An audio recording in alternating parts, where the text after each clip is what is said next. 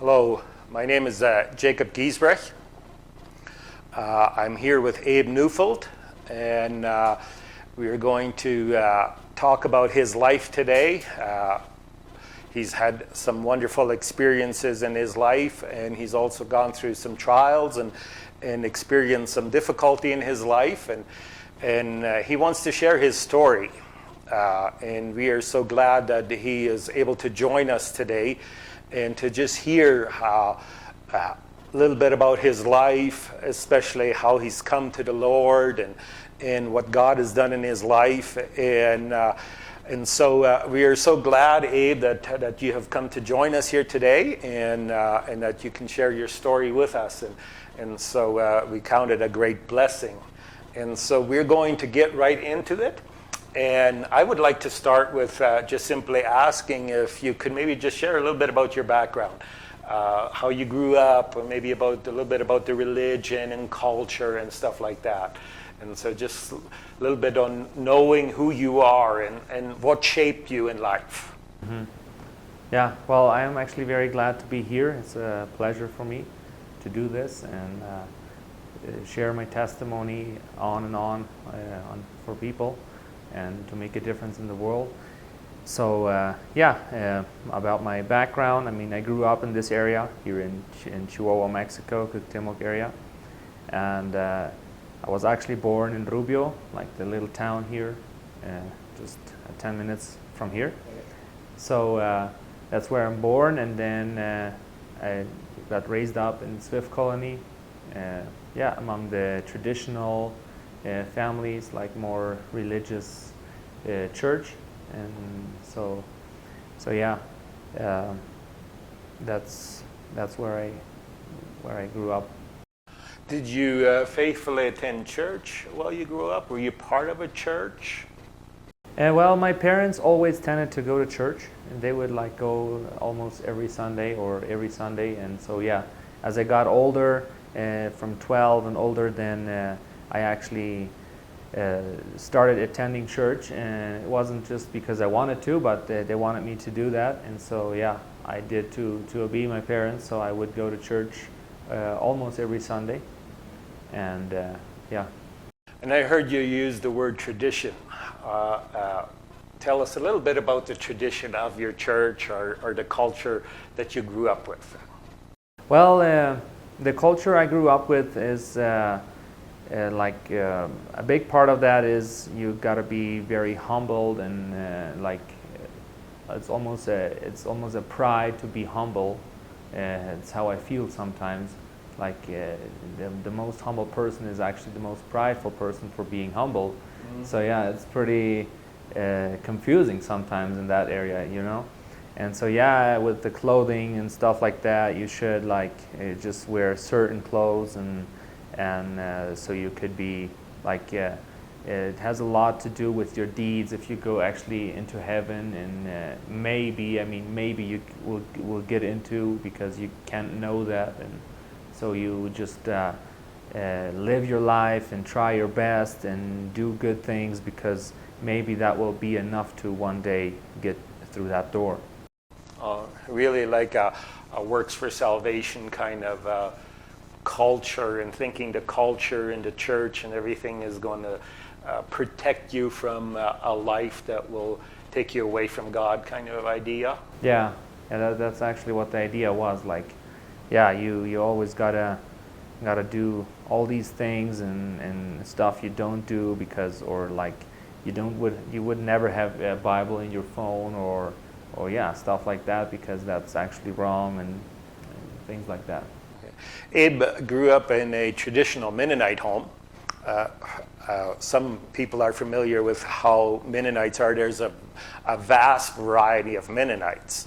There's very traditional ones that are very rooted in dress and in certain behavior, and especially part of their church, and really see themselves as the only true people of God on earth. And so Abe grew up in that a little bit, and so it's just a little nice to hear what he says about that. But I know that you gone through some experiences in your life, especially an accident you went to, and it really was part of opening the door where you really considered God in your life, and really brought you to Jesus Christ, and where you accepted Him. And I would like to hear a little bit about that. Yeah. Well, actually, before I mention that, I think it would be good to mention that I lost my mom when I was 5 years old. And so that made a big impact in my life, and I always questioned God about that, and I was like, why is this happening in my life and stuff like that. And after that, I was like at 14, I already started drinking and hanging out with friends and stuff like that. I lost another friend. I lost actually a friend, and he went swimming, and so he died there. He he drowned, and so that as well was was a big thing for me, for like in my life, you know. And so, but I went on, and things were just getting worse and worse with me, and I would like go more into drinking. And then when I was 17, I actually lost another friend through an accident. He was a very, very close friend of mine, and I always like started questioning more God, and I asked God, why is this happening, or like what is this supposed to be? But I didn't open up. I just got harder, and like after that, I still got more into drinking and drugs, and like it just went worse until the day I actually had a car accident where I got in, and where I actually recognized, okay, I'm not gonna get out of here unless it's God's will. And I just thought I would die right there, because I had an accident, a car accident, and as I impacted, it just exploded. Everything exploded like in the movies. Like I would always think that's impossible and just made up, but this was literally like that, and I was very scared. I mean, I impacted the other car and exploded everything, and so that car got on fire, my car got on fire, I was trapped in my car, I couldn't get out, and so that's where I actually then caught fire, and I was literally on fire, like my whole back, my arm, everything was just burning. And so that was the moment where I actually recognized I'm not getting out of here unless it's for the grace of God, unless He's willing to help me out of here. This accident that happened, was there drinking involved? Was it your fault? What caused the accident? It wasn't my fault. I was driving home, and I was actually driving very fast. That's true. But there was another car crossing the road, and then when he crossed, I just impacted him like in the middle of the car. So it wasn't my fault, but still I was driving very fast, and yeah, it was a Friday night, and we were drinking. It was me and my brother. Yeah, we were drinking on our way home. We were a little late yet, and so yeah. And you said that that's really where you realized that only by the grace of God you would come out of that.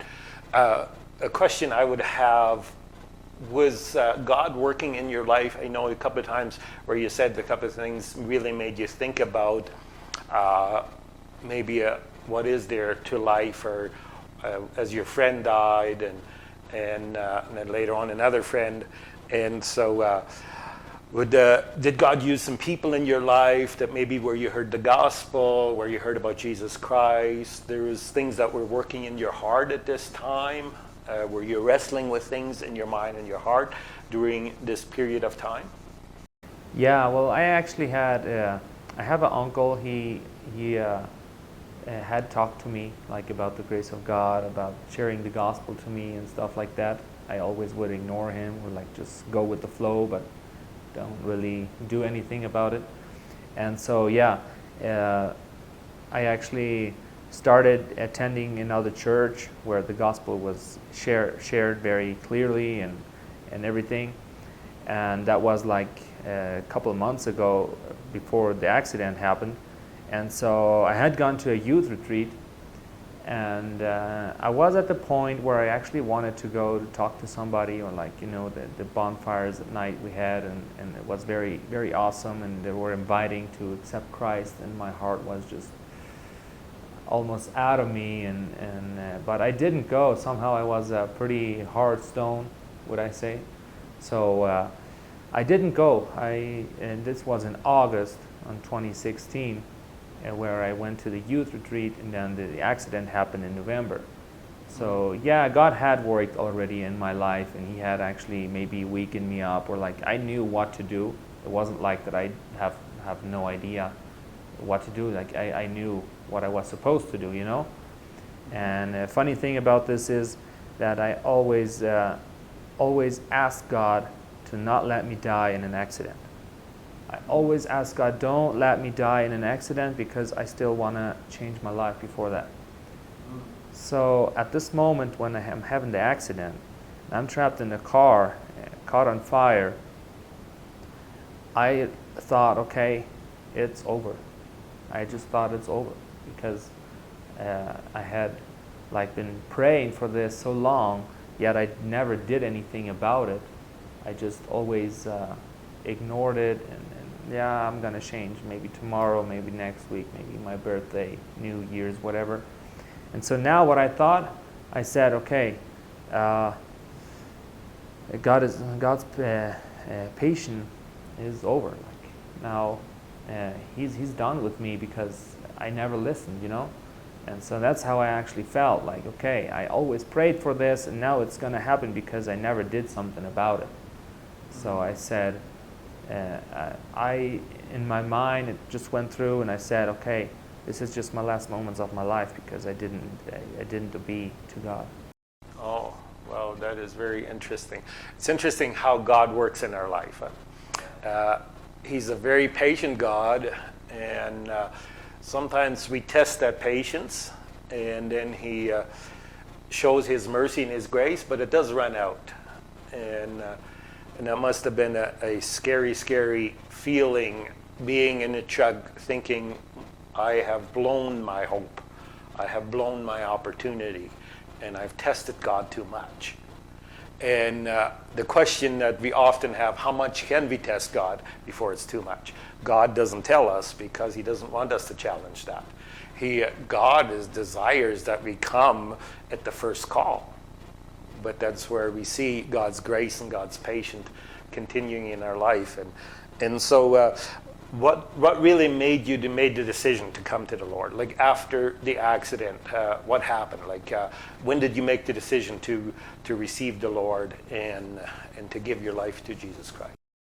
Well, after I impacted, I never lost my conscience, like almost everybody does. And somehow just at the point where I impacted until the car stopped, that little like range there, I have no exactly clue what happened there. But after that, after the car stopped, I actually I was unconscious. So my brother, his head was laying on the dashboard, and I thought he was dead. So I started calling him until he got up, and then I said, hey, you got to get out, because this thing is going to go cut fire. And and actually after he went out, that's when I wanted to go out, and actually I realized that I was trapped in there. So I started screaming as much as I could for help. And then there came actually a person. He wanted to help me, and he saw me on fire, and then he ran away, I guess, to hold, I don't know, maybe water or like something to get the fire out. But after he left, I felt like abandoned. So I felt like, okay, people don't hear me, or like they just run away, and God doesn't hear me. And I stopped screaming, and I just said to God, I'm really sorry all the things I've done, and thousands of things ran through my mind, like in this time, what I've done in my life, what I've said, and all these things. And I always said that people sharing their testimony and talking about how they went through hard times and everything, I said, where's those hypocrites? And like I didn't believe them, and I was like, they would just want to get me, and they ain't gonna get that. And so I really started thinking about all these things, and for a moment I felt like that God has turned his back on me. And after I felt that, it's where my hopes were gone. I mean, I had no hope at all. And so I just, in my inner, I just started crying and just screaming to God, Lord, don't let me die here. Like, at least forgive me for what I've done, and if in case I'm get out of here, my life will be yours, Lord. It's not going to be me anymore. It's going to be you in my life who is directing me. So that's where I actually accepted Christ, and so I actually thought I would just accept Christ and then I would die, but it didn't happen like that. Like, still can't believe. Yeah. Well, we can be thankful for God's grace, huh? Yeah. That God actually was in control of that situation. Even from a world's perspective, you would say this accident happened, I almost died. By luck, I kind of got out. But you know that God was right there, and he helped you out of it. But he brought you to the end of yourself. And we don't find God in ourselves, we find God in God. And sometimes we have to come to the end of ourselves before we actually will truly turn to him. And so that's wonderful. That you accepted Christ right there. And it doesn't have to be in an accident in a car with fire. It can be in a church, it can be on the street, it can be on the home, it can be in good health.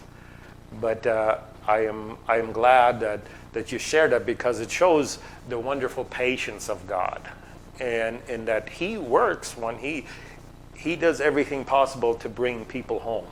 And so I am glad you received him.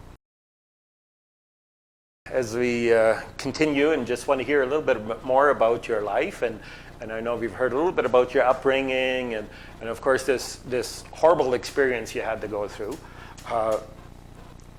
Can't blame God for it, but praise God at what he's done, and use that to bring you to himself. And I know some years have gone by now. That was in 2016. Huh? Yes. And so now we're in 2021. So 5 years have gone by. And I'd like to just hear a little bit, how has God worked in your life since? What have you experienced with God? Maybe prayers that he's answered, maybe a church that he led you to, friends that he's brought into your life, opportunities that he has given you. Maybe you can share a little bit about some of those things that God's done in your life since you've received him. Yeah, well, as always, people see it as this way, as you said it, a terrible thing happened, yet a so wonderful thing happened. Like, I see it as so wonderful. I went through a lot of pain. After that was a long process in healing out from all the burnings, because it was really deep. It was 3rd or 4th grade, what the nurse said. And so people always ask me, don't you ask yourself, why me? And I'm like, no, never. I always, I can't believe that God actually saved me from that, or he let me alive, because I deserved to die right there. And I have actually never questioned it, why me, like almost every person would. And because I always feel like God had to do that, because I would have maybe never changed if I wouldn't have gone through that. So yeah, after the accident happened, I stayed home. I had to stay home for 5 months, to not go out anywhere because of my wounds, and I had to heal. And the whole process until I was all healed out, it was actually 3 years and 3 months. Oh, until wow. I got That's a long time. all healed out. And I'm so thankful that I'm now healed out of that, and I actually have the scars, and that always reminds me of my old life. And so yeah, I am very thankful that actually that happened, because maybe if that wouldn't have happened, I would have died somewhere else in a worse way, or like maybe not having the chance to receive Christ. So yeah, after this happened, then a year after this, I was able to go. By 5 months after this, I was able to start going out a little bit, and then a year after, like, I started going out more. And so yeah, I would attend church, and I got baptized then, and I guess it was in 2017 where I got baptized. No, actually 2018. Yeah, it was in 2018. Yeah, because 2017 was the biggest part of the healing. So in 2018 I got baptized, I got involved in church, and so yeah, and then one day there was an opening day for SBS, the Bible school. It's a Bible school here in Mexico.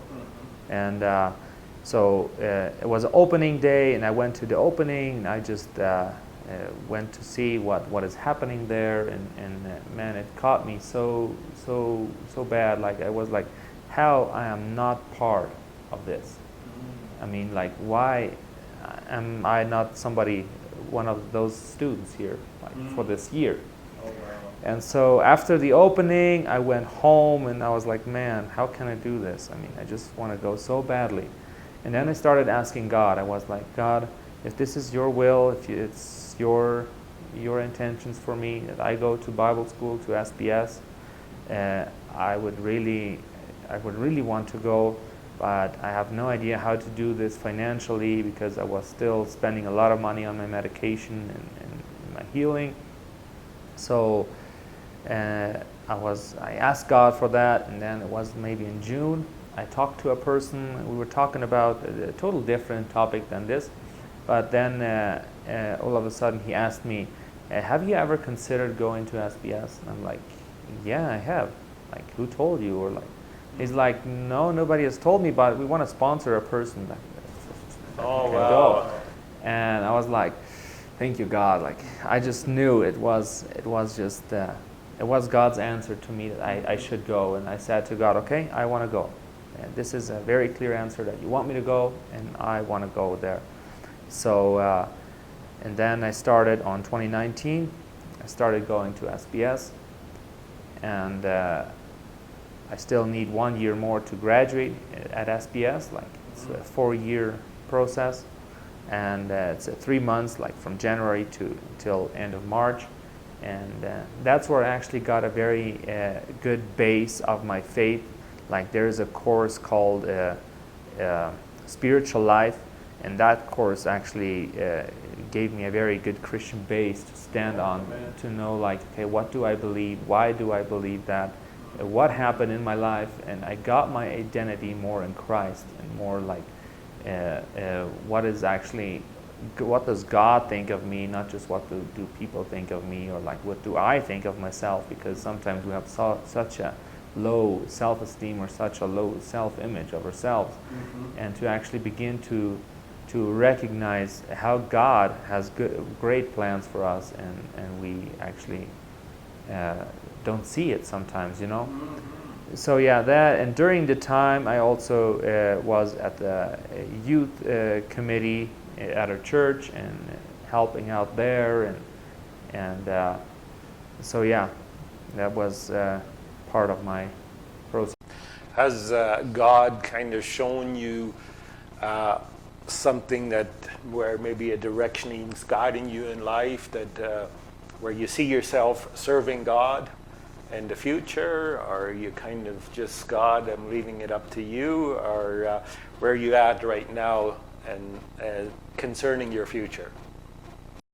Well, I've actually spent my last year asking myself this question: what am I going to do the rest of my life? And all of a sudden I recognized maybe it's not quite the right answer, because maybe I'm going to do like part of this and something like that, or like not just one straight direction. But and I couldn't get a very good answer last year, I was always like trying to get busy with this question and do something with it. And I got to the point where I actually got pretty depressed for a time, and I had a hard time on like knowing what I'm gonna do, what's my purpose, what should I do. And so that's actually that went on, and I had some really hard times. And then I got into SBS last year, and I thought that would fix everything, and but it didn't somehow. And then after 3 weeks, I said to God, "Hey, God, I'm really getting serious about this. I just really want to get peace of this, or like I got to do something, because this depressed life and this things bothering me, I can't live with this, and it just doesn't." I don't know. I'm not a very living sacrifice for you, because I'm not very active because of the depression I kind of went through.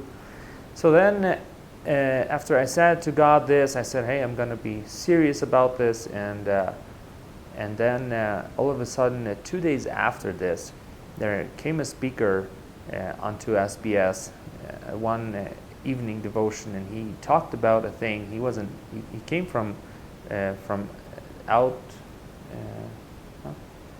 From the yeah, from outside. He came from outside, and he just talked about a thing that I just needed to hear, and it was so powerful, and I felt like God was actually on stage talking to me, like through that person, and that was just amazing. Or I actually found out, okay, Abe, you just really got to get some things, rid of some things, and like get your life straight, and trust God in this. And so yeah, and about the question, if I know exactly where I'm heading, I'm not exactly, but I have a great passion for sales, and right now I've started working at I have a new workplace right now, working for 2 weeks now, and it is sales. And at first I actually was not sure, and I was like, maybe I'm not gonna do this. And but my friend who offered me that, he said, "Hey, let's at least talk to the guy. At least talk to the guy." And I was like, "Yeah, but I actually want to serve, and my thing for this year is like, okay, I really want to serve the community." And he's like, "Well, you can serve there as well." And I was like, maybe. And so I said to God, if it is your will, if this is your intention that I work there, you're gonna show me very, very specific that you want me to be there.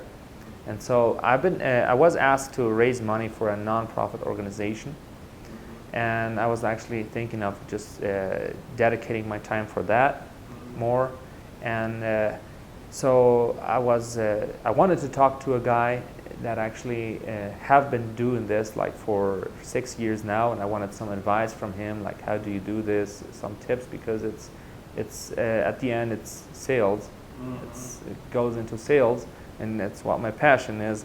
And so I really wanted to see some tips and stuff. So I talked to him. We had a meeting. We talked about this, and I asked him, should I do this like for a full-time job? Because they were actually offering me to pay me for that. And I was like, okay, because I want to ask him this, and he's going to say, pretty sure he's going to say, yeah, for sure, you should do this on a full-time day, like do this. And so I can get rid of the job I've been offered, you know. And somehow I wasn't, I really wanted that, but I felt like I don't want that unless God wants it, you know. So, and then I asked him this question. He said, oh, definitely you should have a workplace. You should not just raise money for that organization. You should have a place where to work, because you're gonna need that as well. And I see it. I don't see you just raising money. Okay. And he's like, okay, you just go and talk to the guy who's offering you the job, and tell him what your plan is, and see if you can have like a little time on the week or somewhere you can have time to raise money as well. So you can do both. And so I went and talked to this guy, and he was very comprehensive about that, and he was actually passionate about that, and he actually offered me like one of her persons of design, that they could actually design things for me to raise money and stuff. Like, he was very actually into it as well. And yeah, he said, yeah, you can have your Saturdays free for that. And I was like, well, I guess, God, this is the best answer I can get. I mean, I just take it as your answer, like, you actually want me to do this as well. And I couldn't believe that he actually wanted to do me something that I actually have a passion for and I actually love to do, you know. Sometimes we have this idea that God just wants us to suffer and stuff like that, and it's not always like that, of course not. But yeah, the main thing was I wanted to be sure that it was God's will that I did it, not just on my own. That's exactly the key, is God's will.